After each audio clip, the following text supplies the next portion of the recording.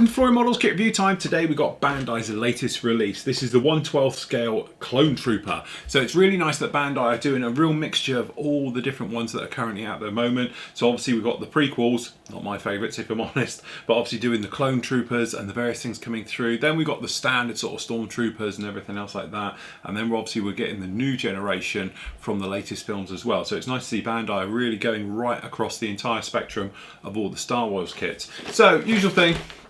Great box art on the front, as you can actually see, and then we've got a little bit about them. So the posing, obviously we've got the two types of helmets as well down there. We've got the phase 1 and the phase 2, and it looks like we've got the eyebrows for that sort of infrared look on them as well. Usual thing, hands, weapons, and the various stances that they can actually do.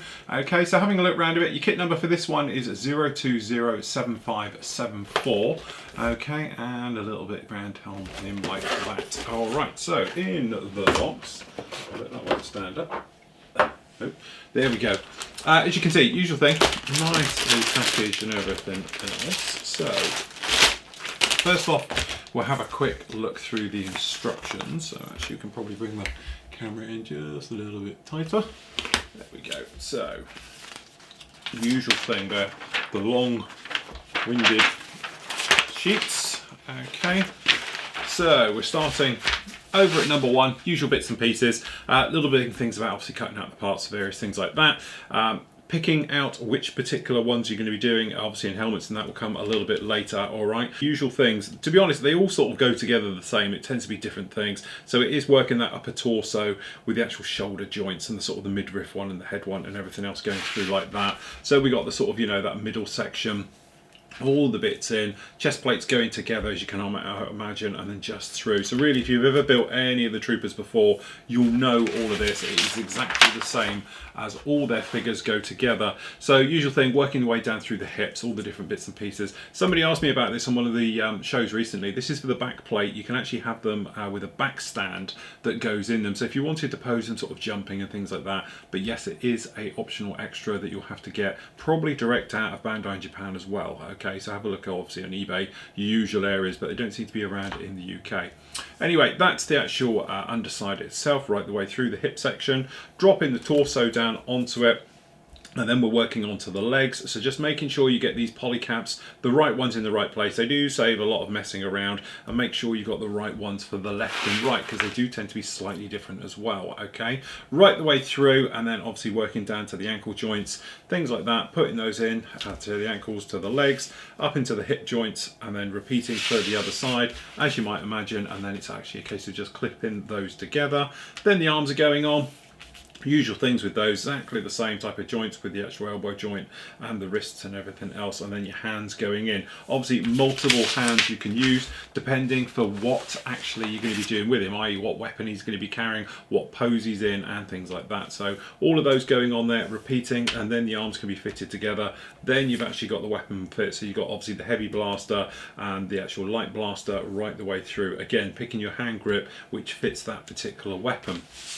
Then on the other side, we've obviously got the other type of helmet as well, which is the sort of midway between the classic Clone Trooper and the normal Stormtroopers we get to know, and that one going right the way through. So you have got detachable heads, so you can change the heads over if you want to do it that way as well, going right the way through. And you can pop the sides off and have the visor on if you wanted to have the down visor put in, just like that. Usual thing, we got the actual base plate which we get, and the back bit which is an optional extra that we don't. That's what we were talking about before.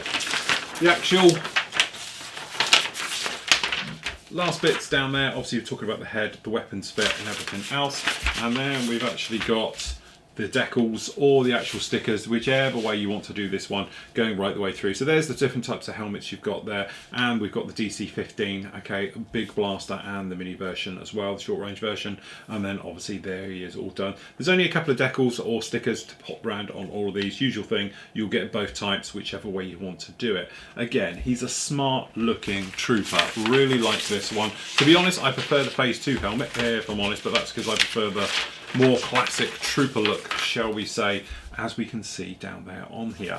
Now, we've covered these kits before, we've looked at them a million times. You know me, I am a huge fan of these kits. I think they're amazing. The detail, the quality, the fit, absolutely everything is fantastic. Everybody should build a Bandai kit.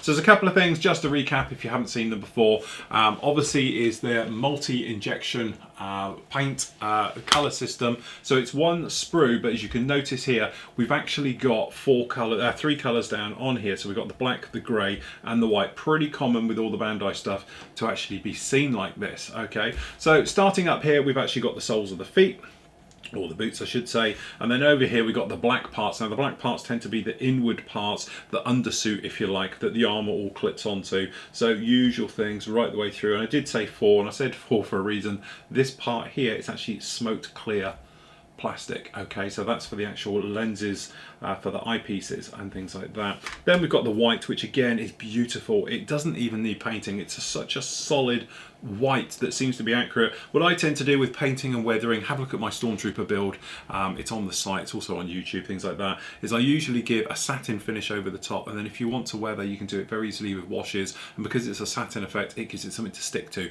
Very simple, and if you don't like it, you wipe it off and start again, everything else like that. But generally you can see the quality and the crispness in all the plastic. All the usual things on the back, just be careful how these all go in. These are how it all locks together. It's keyed, okay? So you might notice the way that some of these are. They're keyed so they actually lock in one particular direction or place, okay? Exactly right the way through. If you've never built one before as well, you don't need glue. You can use glue, obviously, and I tend to use glue every now and again, but 9 times out of 10, I don't even use glue. So over here, we've actually got the weapons fit. As you can see down on here, very nice. We've got the big blaster and the short range one as well, and again this tends to be the Under Armour because it's all in black. So we've got things like down here like the shoulder pads, the joints, the various things, the neck collar, okay, the backs of the hands, elbows, things like that, everywhere that's sort of in black on these guys. And as you can see, it's beautifully done on this, no problem at all. Again, big chunky locating things, which are great because it enables everything to lock together so solid. Okay, then we are in to some more of the white parts. So you can see here on Sprue B1, the great thing about it is that it's beautifully done. All the details and everything else shining through very nicely, okay? And then generally having a bit of a closer look, as you can see, we've got the different helmets, the visors, the various different things just in here. We've got the back parts, okay? Then we've got the torso, we've got the chest plate, which looks absolutely fantastic. And again, it's the quality of the moulding and the various parts in here is absolutely fantastic. Beautifully done, very nice indeed. Okay, and then we've got the legs.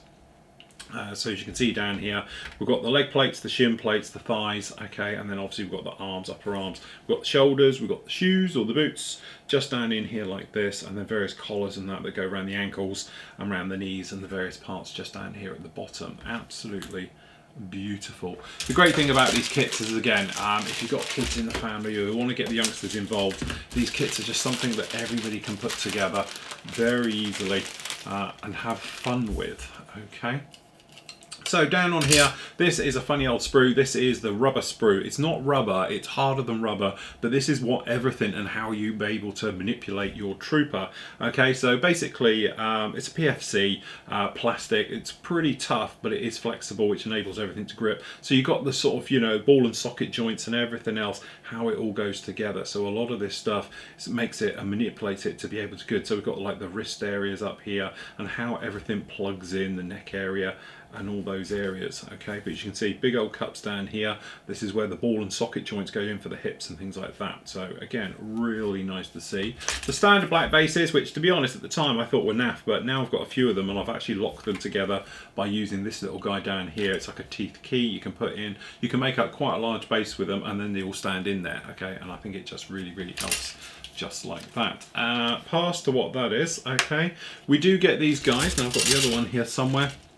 Last of all, this is your decal stroke sticker sheet. Now, actually, I'm quite a fan of the stickers. The reason I'm a fan of the stickers is if it's in a recess and you've got to poke one in, the trouble you have with the decal is the carrier film. The carrier film is out, so you need to cut that off before you can put it in. or just stick the sticker in, because the sticker is a perfect fit and shape. And don't be sort of put off by the stickers either. They're very good quality, they stick, they go in. Some of the ones I've had up there now are almost a year old and they're absolutely fine. It's like the day they were stuck down. So don't think of stickers peeling off and giving you problems, okay, because they really are very, very nice. So if you are a Star Wars fan in any shape or form and you've never built a Bandai kit, I can only highly recommend it. I'm not sponsored, I buy all my kits direct from Japan. There's plenty of places you can get them. Don't be put off about the thing about them not being available in the UK. They are, and if you go direct to Japan and just do a little bit of research and everything else like that, you can get some great deals on them as well, and they're not as expensive as you might think. So there we go, that is the Clone Trooper from Bandai. The 1/12 scale, a definite must.